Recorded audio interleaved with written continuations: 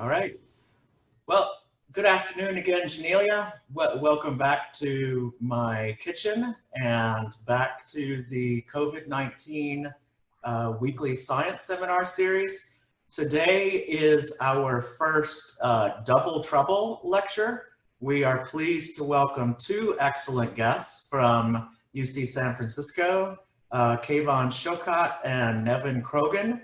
Nevan has a long, excellent history doing chemical biology correctly, mainly focusing on kinases, chemical switches. It's been very impactful work.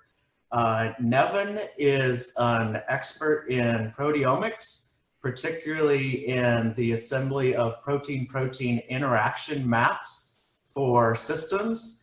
And they pooled their resources to attack the problem of a protein-protein interaction map for SARS-2. And I think it's going to generate a lot of useful discussion and questions. So Nevan will go first. All right. Thank you very much for having me and us on here. Can I ask, is Ron Vale on the call? Is he there?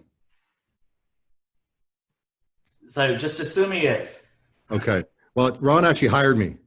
So I wanted to say thanks to Ron. And actually, Ron was the chair, and then Kevon became the chair shortly thereafter. So it's nice to be presenting to these older scientists, my mentors. It's going downhill very fast.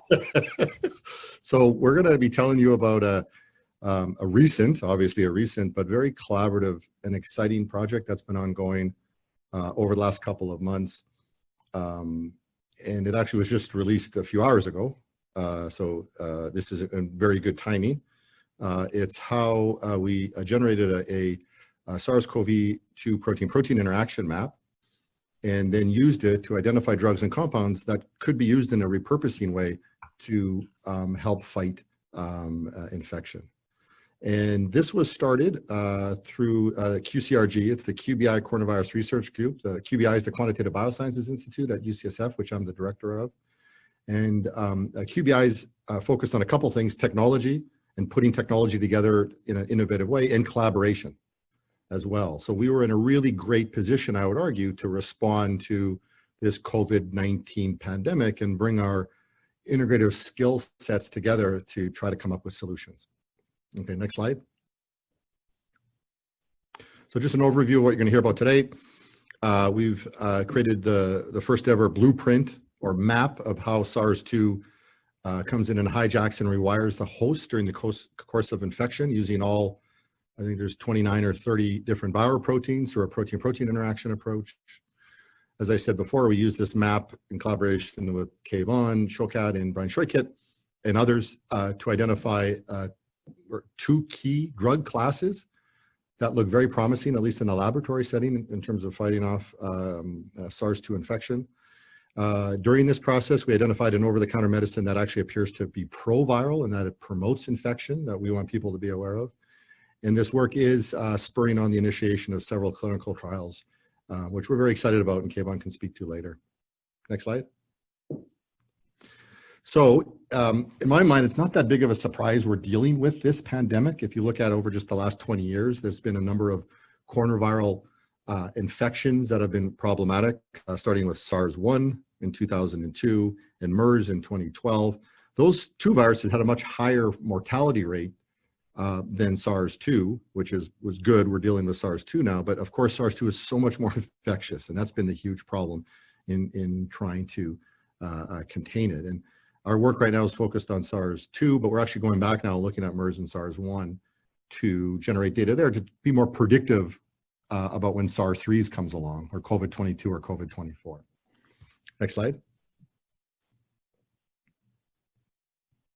All right, so this is the group that we initially assembled, 22 different laboratories affiliated with QBI, and all the people in their laboratories. So we're talking about hundreds of different scientists here. And I would argue, I've never seen this before, in an unprecedented way, we've all came together to bring our diverse skill set to the table in an integrative way to help understand and ultimately fight COVID-19. So as you can see, we got systems biologists, structural biologists, computational scientists, chemical biologists, and virologists here all coming together in a really exciting way. And that's in my mind, one of the big pluses of one of the silver linings, if you will, out of this really big tragedy is that you see scientists coming together in an unprecedented way, both here and around the world as well. Next slide.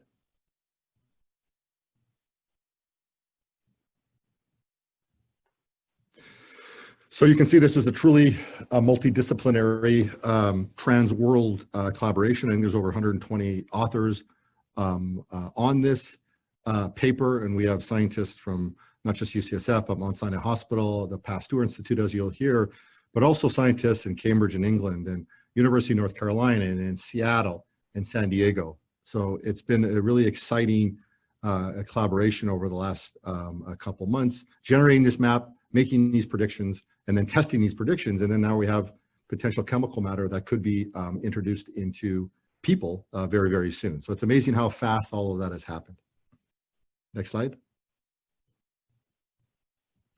So just to go a little bit more details into what we've actually done here. So we created a protein-protein interaction map with SARS-2 virus, and we cloned out all of the genes, I think 29 or 30 of these genes, starting in January. And as we've done with many other viruses like HIV and dengue and Zika and Ebola over the past several years, we did these pull downs and looked at the co-purifying human proteins that we found.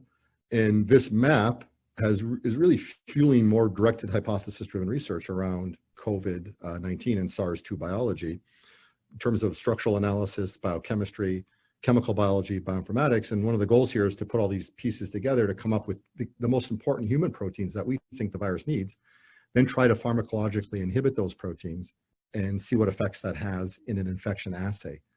And then the goal is to take that data in a reiterative way, feed back into this experimental pipeline. I just want to say with respect to QCRG, we actually have several hundred scientists associated with this group now, and now we have 11 different subgroups, including a drug discovery group that Kayvon's leading, a structural biology group that Oren Rosenberg and Klim Veriba are leading. So it's actually been very exciting how we've been able to come together in a very short period of time and try to push the science forward on SARS-2. Next slide. So as I said, we've generated these maps in the past. Actually, our first map that we generated was in the top left there, HIV. That's still fueling a lot of, biochemical and structural HIV analysis here at UCSF and elsewhere. And we've extended this to obviously a number of other pathogens. But normally what happens, it usually takes, at least a year or more to generate one of these maps. But we generated this SARS-2 map in a matter of weeks. And to me, that's a testament to the collaborative spirit, not just with people in my lab, but across all these other 21 different laboratories. It was really a heroic effort, in my opinion, to generate this data really in a couple of weeks. Really the last data that came off the mass spec, it was the middle of March, and it was that night they actually had the official shutdown of UCSF. Some people can come in, like me, I'm here right now, but it's just mostly a skeleton crew that can come into UCSF. But it was really down to the wire in terms of collecting that information to generate this map. And again, it's a testament to how hard everybody worked to do that. Next slide.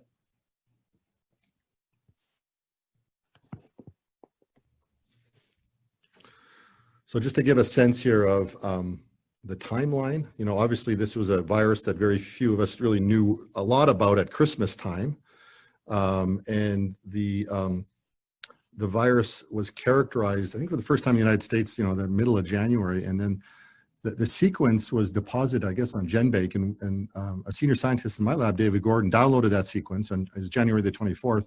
And a couple of my scientists, he and Gwendolyn Zhang, started to clone these things out. He actually just finished a paper, it was a paper on HIV. So it was like, I got time on my hand. And they were like, oh, why don't we look at this virus? So he started to clone out these genes. And very short time after, we actually got a first draft of the map. Again, a testament to how many people ultimately got involved in this at the end of February and the beginning of March. And then Kayvon and Brian got these drugs and compounds together. We FedExed them off to New York and Paris. That's, what's his name again? This is the FedEx guy's like the hero here. He kept coming in and shipping off stuff. Yeah, Todd? Todd, yeah. We actually put Todd in the acknowledgements of our paper because he was coming in and getting these compounds out to to our collaborators. And then as I was alluding to, we had the shutdown in place in the middle of March.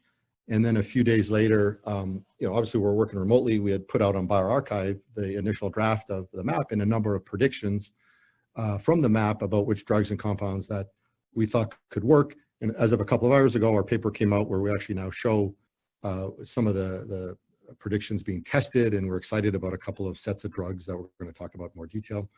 And the other thing I'd like to point out is that I guess we were the first to clone out all of these genes, the whole set. And we basically just, we tweeted about it. We said, we have all these constructs and we've sent out these constructs. Actually, the number now is to 325 laboratories in 38 countries over the last probably 2-3 weeks, 2.5 weeks. And we said, no NPAs, we'll pay for shipping, no lawyer stuff. So that's been very, very cool. I've actually had one person coming in full time just getting these packages together, and Todd's been shipping them out to places around the world. So to try to expedite research, obviously, around SARS too. I think the hardest part was getting the FedEx materials. Yeah, we actually had to go around and steal from all the other labs. There's no one around here anyway, so I think that's okay. We'll have to pay them back, but we ran out of FedEx materials, but we got a lot now.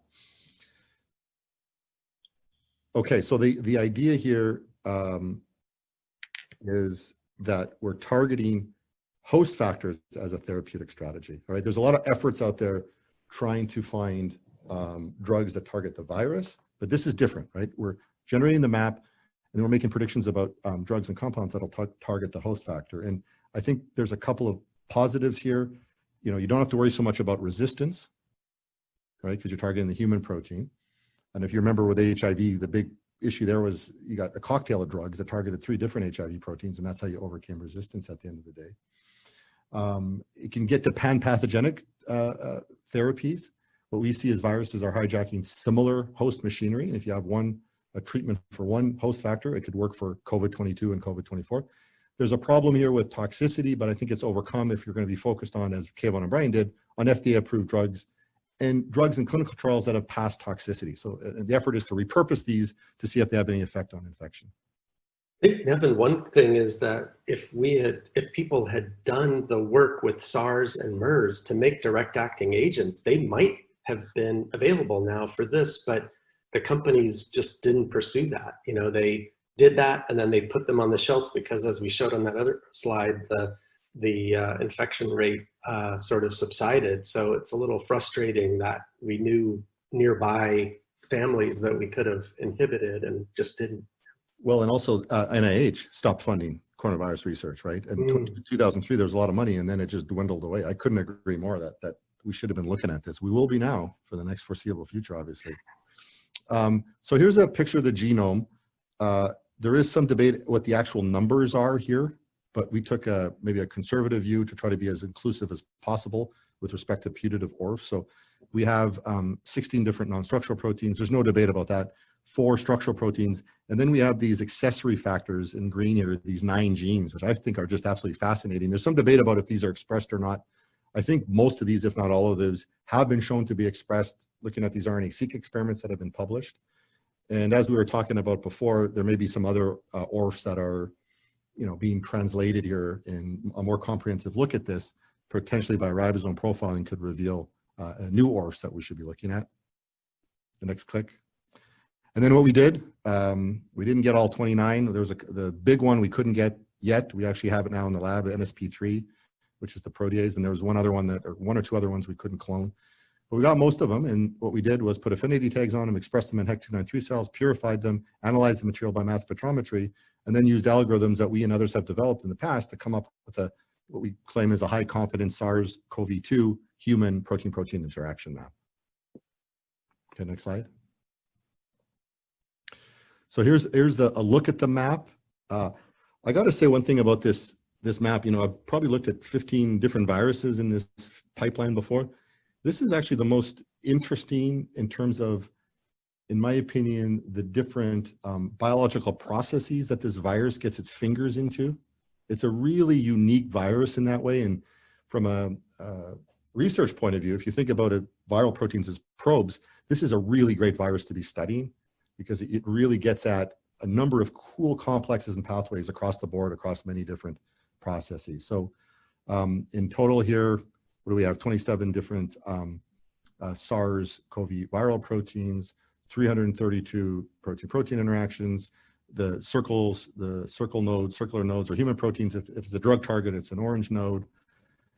And then we collaborate with this Zoic Labs. They've made this really cool interactive way of looking at the data. Kevin loves it. He keeps telling me how great. Yeah, I was going to say, if anybody wants to look at the map, I wouldn't look at the paper. I would go to that site because it really lets you just quickly go where you like on the map. And you got to put on more of the drug compound information in that map too. Yeah, Kevin. we're going to get that done. Okay. Yeah, so go to that link in the paper and look at the map that way. So we've been doing a number of kind of global analyses with this data, as you can imagine, us and our collaborators, taking the 332 human proteins, looking at gene ontology, expression, other data sets that are being generated in the context of infection, global data sets, comparing to our other networks and other networks as well. I just want to show one analysis that we did, which I think is pretty cool. So we took the 332 proteins that we identified in HEC293 cells, obviously a kidney cell, and then we just globally looked at every tissue that has RNA-seq data associated with it in human. And we found that collectively, those 332 proteins are most highly expressed in lung cells. All right, so even though we looked at a kidney, we're getting proteins that are highly expressed in lung cells, which to me gives us confidence that we're identifying physiologically relevant protein-protein interactions. I think also that other point that we still don't have a human cell line that we can infect reproducibly, but it looks like the next tissue on the list might be the cell line that helps us. So that's also fun, I think. Testes, and actually our collaborator, Adolfo Garcia Sastro, who I'll mention in a minute, he actually thinks he's got some success now in a testes cell line in terms of infecting it with SARS-2. That has obvious implications in the future. So obviously one of the major reasons we generated this map, as we've done with other cases, is to find cool biology. And the great community here at UCSF is digging into this map. A lot of the biophysical, biochemical, and structural community here is going deep in here. Here's just one example, which I think is very cool. And it illustrates, if you study one virus, it informs the other virus. And this is work being done by John Gross. He's done some fantastic work looking at colon-containing ubiquitin ligase complexes that are hijacked in the context of HIV. There's a number of accessory proteins in HIV that hijack these complexes. So what we found here is with one of these small ORFs, this ORF10, there's still a debate if that's actually expressed. A paper just came out a couple of days ago showing that it is expressed, I think, using RNA-seq information. But we found it binding to a COL2 complex, binding to the ZIG11B, this receptor to the COL2 complex. So John Gross is in a perfect position. He has all these components in the lab already. He's studying them biochemically and structurally. So now you can just throw this ORF into the mix, and hopefully we'll have a structure of this very, very soon. So it's, again, a testament to all the areas the virus is getting into. And, people around here are focused on specific biological processes. They're in a perfect position to start to study some of these connections. Okay, next slide. And then another goal here is not just to get the biology, it's to try to get to something therapeutically valuable as well. And this is where Kevin and I have been working closely with Brian Shokat over the last few months. He's obviously one of the world's experts on using chemoinformatic approaches to predict new molecular targets for known drugs, or just understanding, what the targets are with respect to specific compounds into specific drugs. And we gave him our list of 332 proteins. He cross-referenced using his sophisticated chemoinformatic tools with these FDA-approved drugs, these clinical drugs. A lot of drugs that Kevin knew were in the clinic that just weren't out in databases, as well as preclinical drug candidates to identify a series of drugs and compounds that we think are potentially have the opportunity to fight off COVID-19. Next slide. I think a good point, Nevan, here is like roughly how many compounds are available for repurposing. And there's about 2,000 FDA approved drugs, and there's like 10,000 drugs that have been in patients. And so other teams have put on bioRxiv papers where they've just taken those sets and screened. And so that's a rich source for possibilities. But what's great about Ryan's approach is it maps to the map. Each drug is mapped to somewhere on the interaction map. So that gives a good number. And it's data driven. I love it. It's rooted in biology, right? A lot of people are just doing these drug screens, and you get a hit. A lot of times you don't understand the mechanism. But if you start with the biology, then you point it to the chemistry or the potential pharmaceutical intervention. If you get something, you can go back to the biology and be so much more powerful, as you guys will hear about over the next few slides. So here's a version of the map that Kevon and his team made in terms of putting on these different drugs and compounds that target different human proteins that we had found. It's color differently approved drugs. There's 69 candidates. I think there's like 29 approved drugs, maybe a dozen drugs in clinical trials, and the rest are preclinical compounds. I think this is a nice summary of how these drugs and compounds are put on the map. And what Kevon made the slide on the left, he was just showing you that, as you guys know, remdesivir has been just approved at NIH as a treatment. And that's the protein that it's ultimately targeting. And I think one of our long-term goals, and maybe we'll circle back to this, is to come up with combination therapies. If we could add one of our host drugs to the viral drug, and in a similar vein to what was done with HIV with these cocktails, where it became so successful, I personally think, and I think we think as a group, that's where a valuable treatment is going to be coming, hopefully in the near future.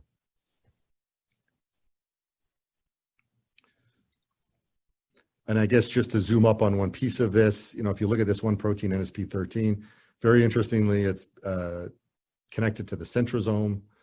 There is a centrosome compound that can be used. There's protein kinase A signaling. There's also TBK, and there's TBK inhibitors. So this is just to give you a sense of kind of the information that we have on this map. Kevon, did you want to say anything else about this? I think that was it. I mean, I think the neat thing about this, the thickness of the lines tell us the proteomic score, so the likelihood that it might be a direct interactor. And what was fascinating was to be able to dive into the literature and find individual molecules like this WDB molecule it was only reported in the patent literature, and we were able to extract it. We still haven't got it from the company yet to try it, but it actually hits one of the highest proteomic scores for interaction with this this viral helicase. So yeah. And I guess another point on that is the thick edges, as Kevon alludes to. Yes, that's also that's important, because we've shown before it's correlated with binding and stoichiometry. But then if you look at these in terms of complexes, right? For example, if you didn't know what the centrosome was, you'd say, it's interacting with a dozen different proteins. But the fact that they're in a complex, that gives you, one, it makes you interpret the data better, but then it gives you more confidence when you actually see multiple components of the same complex coming up. And what we're doing now is actually tagging and purifying all these human proteins, plus and minus the corresponding viral protein, to get a better idea of what their complexes are, because then that helps you interpret the map much more effectively. I think we're not going to talk about it too much, but the whole structural side is really digging into this and prioritizing the interactors for crystallography, cryo, etc. Yes, exactly. Which is one of the huge strengths here at UCSF, obviously. Okay, so here is the 69 existing drugs that we actually reported in the bioRxiv paper, and we tested about 2/3 of these in the paper that just came out a few hours ago. And again, it's a mixture of FDA approved things in clinical trial and those that are being studied preclinically. And again, this is a list that Kevon and Brian had coming up with. And now that we get hits on some of this stuff, that augments it in that chemical space. So that allows us to go even deeper. And again, knowing the biology, that helps as well to kind of flesh out this chemical space once we get something that looks exciting. This was the paper that came out a few weeks ago with the map. On the left here, Kevon insisted we put this sentence where we filed no IP on any of this, so that it is freely available to accelerate the discovery of a treatment, which is, I think, fantastic. That, combined with us getting out all these reagents as fast as we can, was important to us. But there are caveats with having open access that Kevon's going to say something here in a minute on the next slide.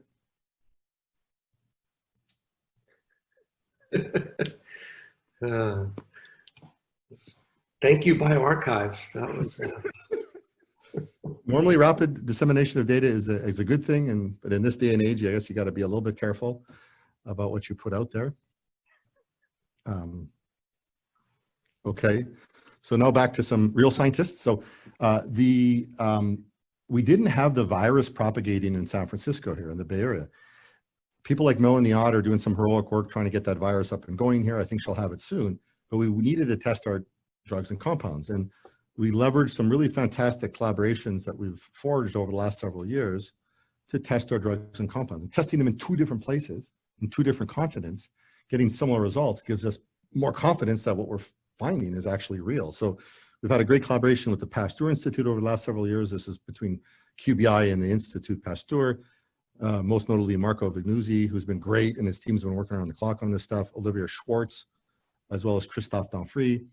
And then in New York, one of my really good best friends really is a great virologist in the Department of Microbiology, Adolfo Garcia Sastre. And Chris White, who's an adjunct assistant professor working in his lab, who's been working very closely with us around the clock, really, which is especially amazing considering he has 4 young children at home that he has to deal with as well. So these guys have been the heroes in terms of generating data for us. I also think it's great to mention what Adolfo is really famous for in virology. So he's known. It's interesting when you go to Mount Sinai Hospital, you go in the foyer and you have these big pictures of the scientists, which is great. It's like, okay, this guy's come up with a drug to treat, heart disease, and this guy's come up with an antibody to help, with this infection. Adolfo's big claim to fame is that he's the guy that resurrected the 1918 flu. Okay, so he's trying to bring diseases back to the table instead of getting rid of them. But that being said, he's probably the preeminent influenza biologist in the world, and he's a great treat to work with. So just a little bit details in the assays that were done. They're slightly different, but they're conceptually the same. Okay, so Vero6 cells were used, African green monkey cells, and as Kevin said earlier, there's still work ongoing to determine which human cells are the best. I know Adolfo's screening through a number of them. There is some, CACO2 and CALO3, I guess, are the ones bulbing to the top. They're not great, so they're looking to make them more tractable or find other cell types or cell lines that would work. But for this, we used Vero6. You grow them, you add drug 2 hours before infecting with SARS-CoV-2. They did 2 different MOIs. It was 4 times higher in Paris. In both cases, they let the virus grow for 48 hours, and then they had different readouts. So in Paris, they looked at the protein, they had an antibody against NP, and they did microscopy. Then they're looking at viral assays too, this TCID50. In Paris, instead of looking at the protein, they looked at the RNA and did RT-PCR, and they did plaque assays as well. So it's different assays, but conceptually similar. And I think it was so powerful for us to collect data with both labs, using both assays in 2 different continents. Okay, cool. Well, I'll sort of give you a little more background on these cells. When we were getting ready to receive the antiviral data, became clear that since we had so many molecules that had emerged from so many different drug discovery programs, that it'd be important to understand how we expected these Vero cells to respond. And these are the go-to cell line for culturing emerging pathogens. As Nevan said, they're from an African green monkey that has cells isolated in 1962, and they're highly susceptible to various viruses. They do have the ACE2 receptor on them, so that's the spike protein target. They are pseudodiploid and immortalized, but they don't have oncogenes in them. But interestingly, the 2 features I think that are going to be important for us to consider are that they have a homozygous deletion on chromosome 12, which means they have lost alpha and beta interferon genes, which make them highly, highly susceptible because all the interferon response is absent here. They still have the receptor, but they don't have the interferon. And then they're also null for 2 tumor suppressors, one that is CDKN2A, which is an inhibitor of CDK4 cell cycle progression, and then one which is an activator of P53. So it's a very, very permissive cell model. And so both groups received many compounds, as Todd, our FedEx delivery person, could get sent out to them. And they did really a heroic job during this pandemic to do full dose responses for all molecules that were able to be tested. So far, we've tested 47 of the 69 that we had sent them. And really about 10 agents showed selective efficacy in killing the virus and permissible cytostasis or cytotoxicity. And the great thing, I think that Nevan made the point of, is that rather than doing things over and over and over again in one lab and one set of cells, we immediately were able to do things simultaneously and cross-validate, and all the labs were incredibly great at sharing data with each other. So we really knew it quite quickly. That will tell you about our inhibitors of protein biogenesis, mRNA translation. And these are zotadifin, an EIF4A inhibitor, and ternatin-4, an EF1A inhibitor. And then probably the newest biology that is emerging that is actually actionable are these modulators of sigma R1 and R2 receptors, which were are off targets of a number of existing drugs like antihistamines, antipsychotics, malarials, hormones like progesterone, anti-anxieties, and preclinical molecules. So this is where Brian's expertise, that structure enrichment approach really shined, because we were able to home in that these were the common targets of a whole set of molecules that we found to be actives. And then we could dial in and out their other targets, and we'll tell you about that. So just to give you a little idea in a couple of the nodes, we already talked about remdesivir, the RNA-dependent RNA polymerase direct viral inhibitor. That's inhibitor of NSP12. And on the left, you can see, so this is the only slide where black is the % infection and red is the cell viability. This is some data from Sumit Chandra's lab from bioRxiv that just went online last week. And you can see that the direct acting inhibitor has an EC50 of 600 nanomolar, and the cells, Vero cells, are quite tolerant of the molecule.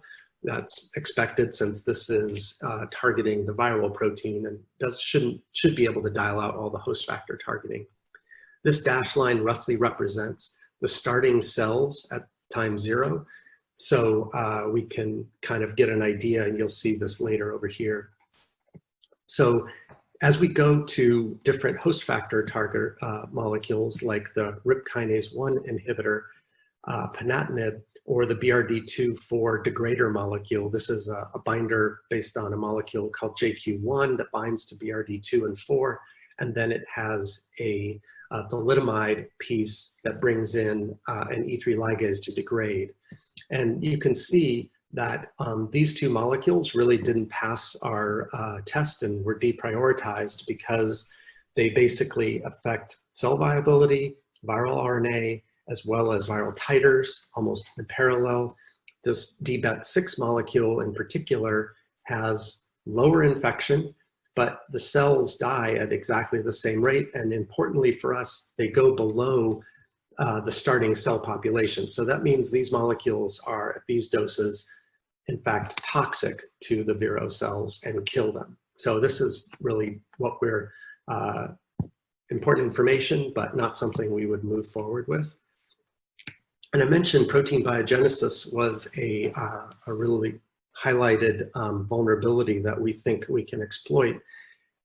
And you know, this is a positive RNA-stranded virus. And so in the host factor map, we saw many interactions with factors that regulate RNA biogenesis, activators of things like the helicase EIF4A, a compound, a host factor called EF4H, which activates 4A.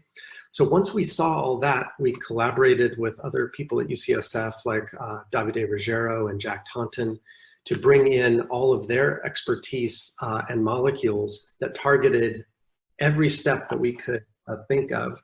And that included an inhibitor of a MINC kinase that phosphorylates the cap binding protein EIF4E, a protein-protein interaction disruptor of 4G and 4E. There's a tadaphin molecule, an inhibitor of 4A. Ternatin is a didemnin-related molecule. If you're familiar with that natural product, it binds to the ribosome and the EF1A factor. We also saw in the map several signal recognition particle host factors pulled down. So we used this cotransin molecule that Jack Taunton's lab discovered so that we could block co-translational translocation. So if we look through this sort of clockwise, the 4-MNK inhibitor really didn't differentiate, didn't show much antiviral activity. This protein-protein interaction molecule, a lot of noise, but no real antiviral activity. So tadaphin, however, showed something very interesting. So you see that at the beginning doses, this is in black is cell viability of viro cells without the virus. In red is the percent of cells that have viral proteins by the microscopy assay. And in green is the viral titer. And so you can see that the compound does induce stasis. And remember, I told you that the starting concentration of cells would give about this level of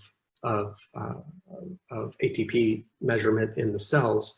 So the compound isn't killing the cells, it's just not letting them proliferate. But the antiviral effect is very potent. And this is a log scale over here for the viral titer. And you can see at the very beginning doses, 1 nanomolar, 10 nanomolar, you can see almost a 1 log drop in the viral titer, which is the clinically relevant level of viral titer inhibition. You can even get more viral titer inhibition and it goes down very nicely. So this is a very attractive target. It is in phase 1 for cancer therapy. And in fact, because it blocks cyclin D, we think so EIF4A is important for translation of the cyclin D mRNA. So this drug was put in the clinic to kill these kinds of cells that lack tumor suppressors like these viro cells do. So the fact that we see cytotoxicity, we think when we take this into non-immortalized cells, we will sort of see a lot less toxicity. And in fact, in the clinic, the drug has been increasing its dose escalation without an MTD yet. So we're very optimistic about that one. Ternatin 4 is also very interesting because it shows similar cytostasis, but also very good antiviral response. This molecule has a clinical cousin called plitidepsin. And once we saw this data, Jack Taunton, who provided the molecule, pointed out that a company in Spain, PharmaMar, had been trying to open a clinical trial in COVID patients. So as we saw this molecule was active, we saw the company that had the clinical version moving into the clinic, not based on this data, but they happened to reach out to Adolfo, who we mentioned, and asked for his help, and he knew this data, so he got even more excited. So it's amazing how much real-time convergence we've been seeing over this period. Just a quick example of my own personal disappointment in the map. I had hoped that one of the drugs we had spent years developing, this active site mTOR inhibitor, sapanisertib, would pan out, but as you can see, it causes cytostasis and almost no antiviral effect. So this just tells us that these molecules are selective, but the virus doesn't co-opt all factors and features of mRNA translation. It's really going at one aspect or another. So these drugs are helping us figure that out, I think, in real time. I think Nevan's lab usually does CRISPR to really test the directionality of the host factors. But since we didn't have time for that, using this pharmacology has been a stand-in, but it also gets us close to the clinic. So I think the last set, the second group of agents we're really excited about are these sigma R1, R2 receptors, and they came down in the map associating with 2 different viral factors, NSP6 and ORF9C. And these receptors are fascinating. This is really the work of Brian. We brought in experts like Andy Cruz from Harvard, who solved the first crystal structures of sigma R1. And these are somewhat orphan receptors, but the virus is really pointing us at maybe some of their functions. We're just beginning to understand that. But pharmacologically, they were identified pharmacologically in mu and kappa opioid programs, radioligand binding.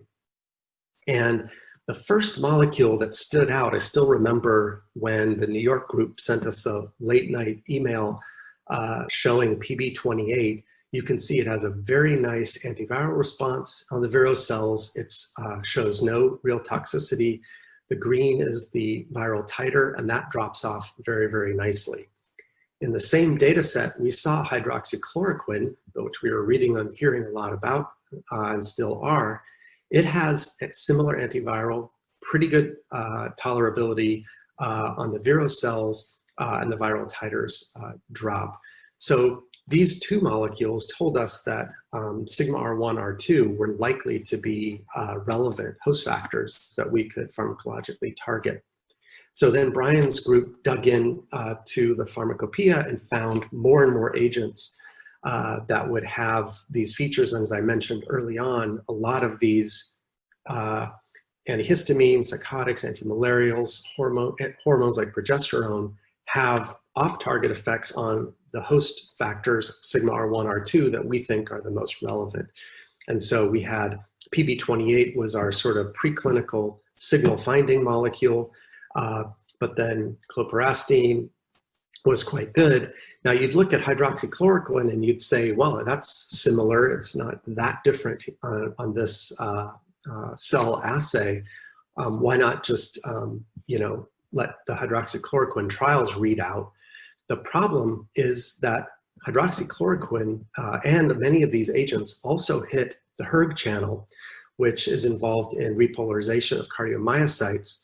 So this is a very severe known strong liability of drugs. And about 20 years ago, it was discovered that drugs had these effects and they were all pulled from the market. And so when you try to dose hydroxychloroquine high enough to get the sigma R1, R2 binding, you bring in the HERG channel binding, which brings in the cardiac liability. So in Brazil and in France, we've seen trials get shut down. So we think, this is data from Brian Roth's lab at UNC, we think that this is the reason for the liability. So to get the best in class molecule, we're looking for more selective R1, R2 ligands that will dial out the HERG binding.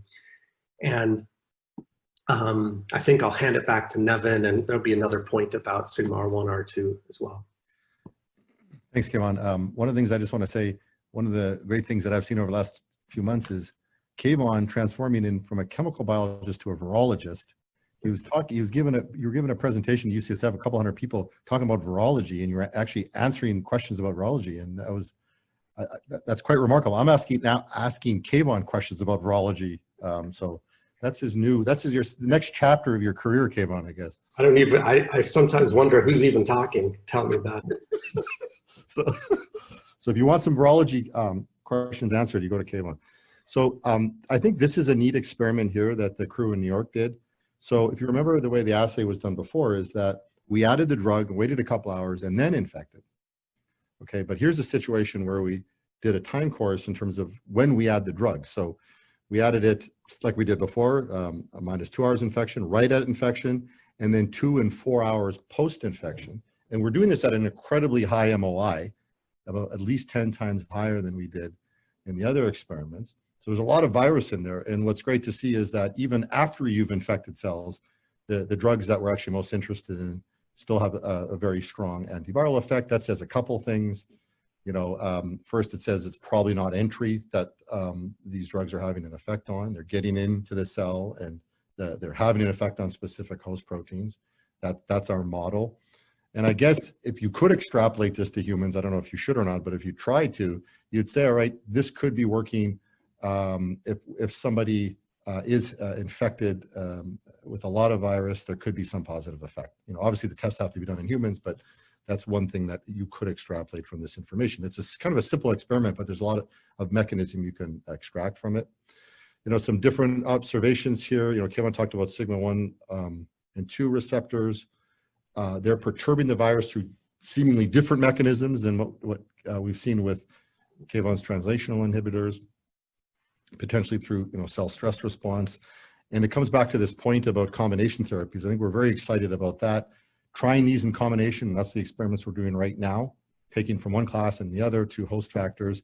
But then we're also doing experiments with remdesivir, combining each one of these with remdesivir. And we're very hopeful that some sort of combinational therapy in the future will prove to be successful. And those are the ongoing experiments right now. So one thing that we did find here as we were targeting sigma R1, R2, Brian was predicting antagonists, which of course inhibit the function, and correspondingly infection went down. But then you can look at agonists like dextromethorphan, that is known to be an agonist for sigma R1 and R2, and turn up its activity. And here we actually found infection getting better. So for me, it was great from a scientist point of view. You're right, we have this pathway, we think this is the right pathway. You can turn it down, infection goes down. You can turn it up, infection goes up. This gives us a lot of confidence that we're targeting the right couple of receptors.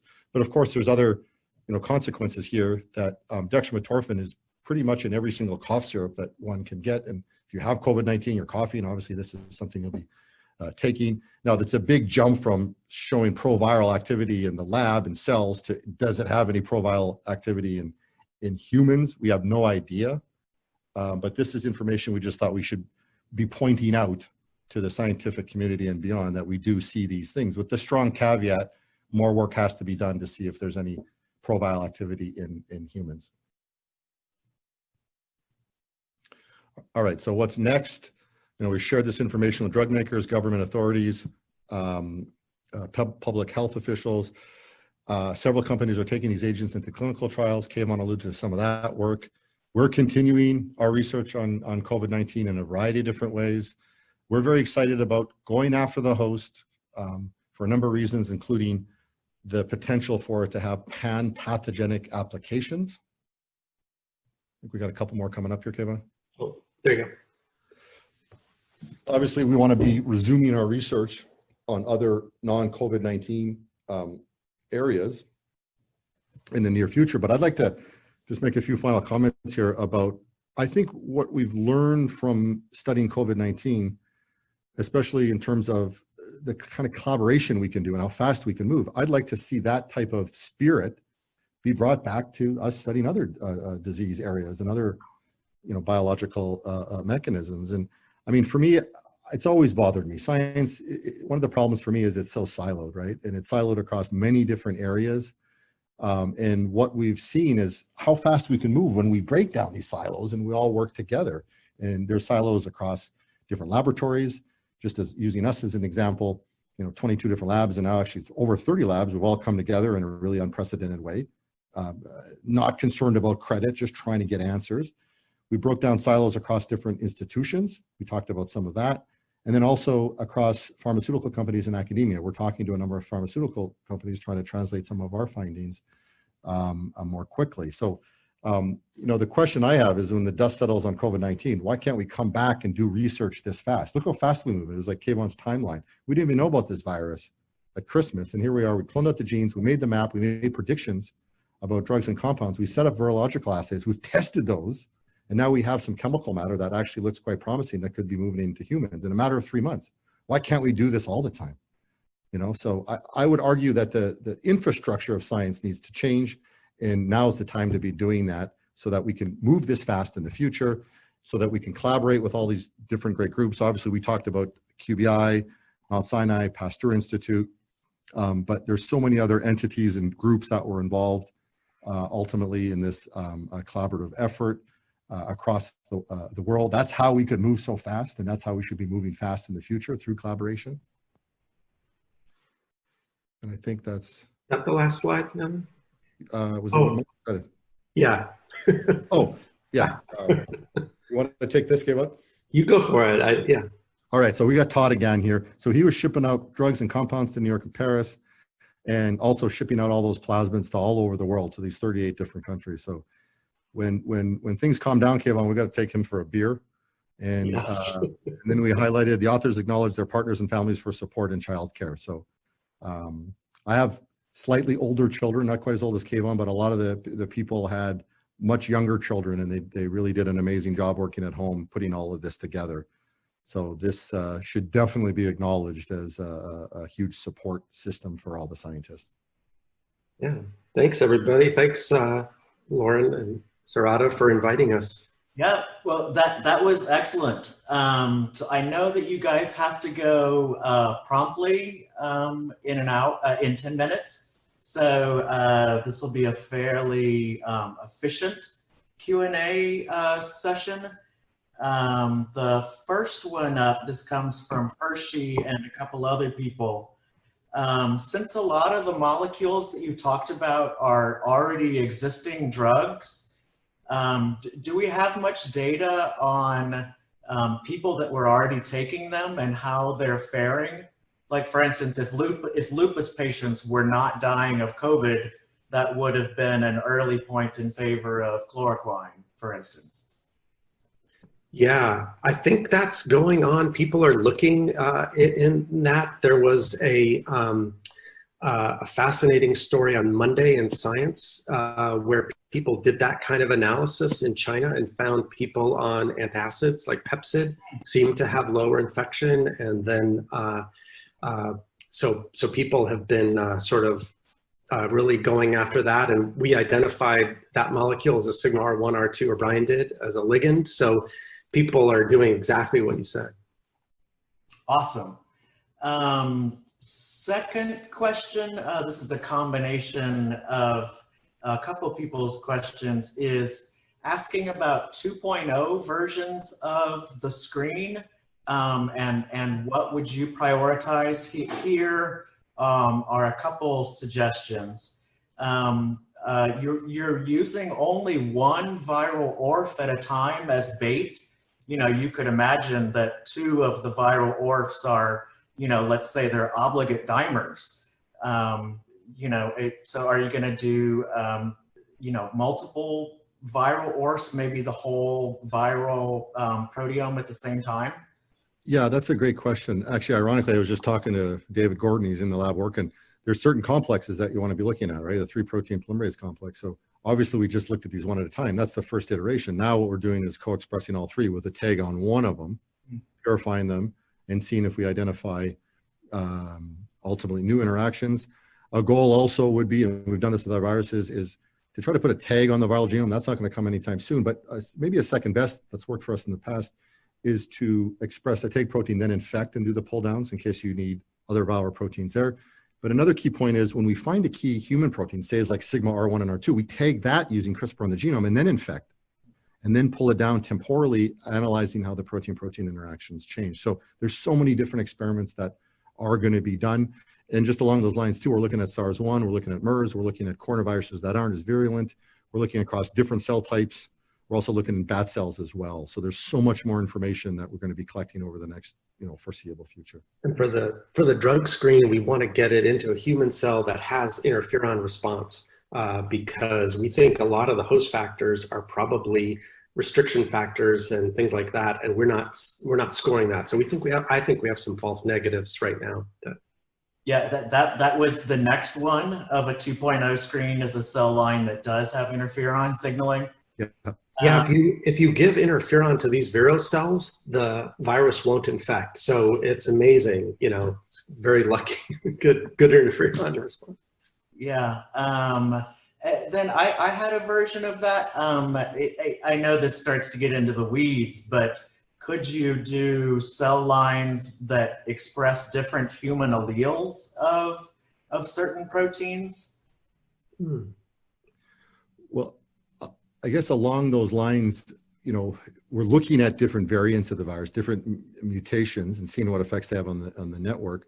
But then also, and we've done this with other viruses, more to your question, looked at, you know, there's going to be a lot of genomic data out there. There's sets of people that are resistant and susceptible, and can we find these rare variants or these, you know, these variants, I don't know how rare they are, in these genes, and then how do those particular variants perturb the map at the end of the day, right? So I think it's, again, you know, this map is the foundation to be comparing to a lot of other types of information, including that. So I don't think it's hard to find a disease or a virus where you have this kind of range of response, and it has to be something to do with the genetics. And I think once we find some of these variants, this map is going to be very useful, or at least these approaches that we're employing to try to understand the underlying biology behind resistance and susceptibility. And hopefully that leads to novel therapies and treatments.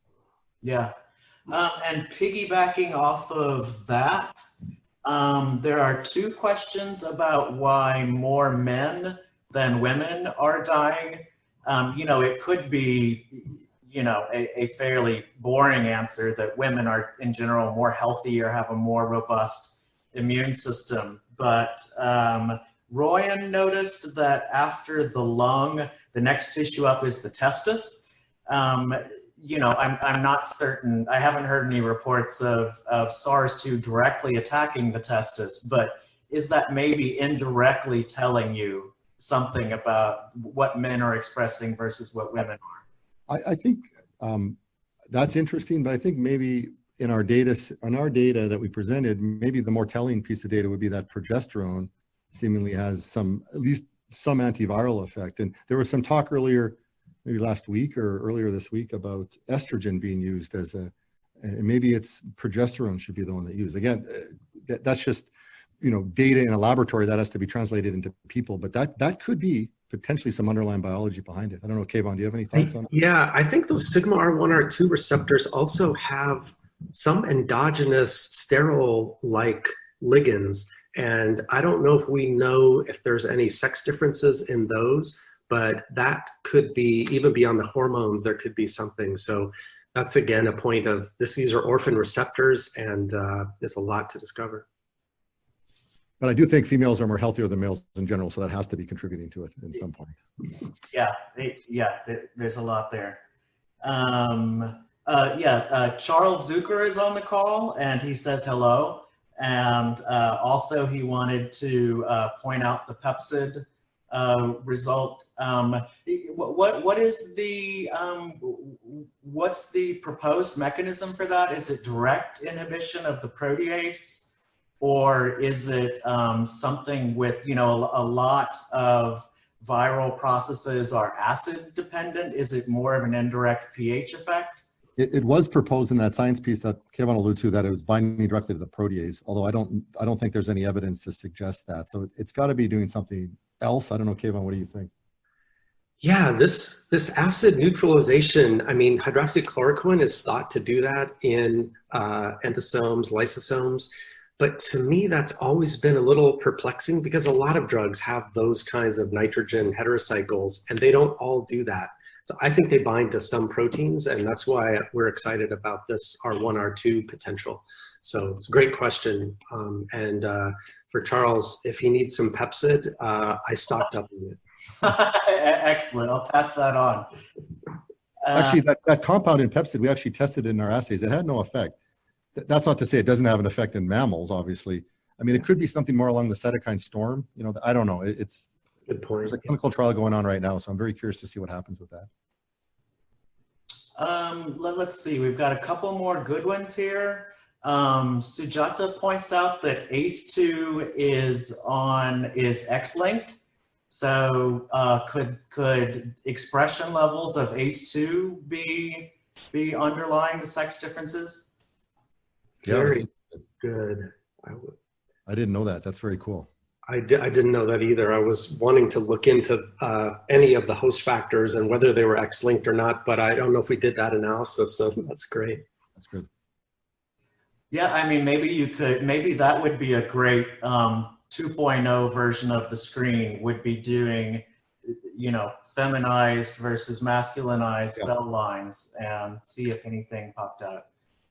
Yeah, we were doing, that's African green monkey is female, and then A549 was our next best, and that's a male lung cancer, but we should do more of those and keep them. I think it's a great idea. Well, now that you're a virologist, Kayvon, you got to get on that stuff, right?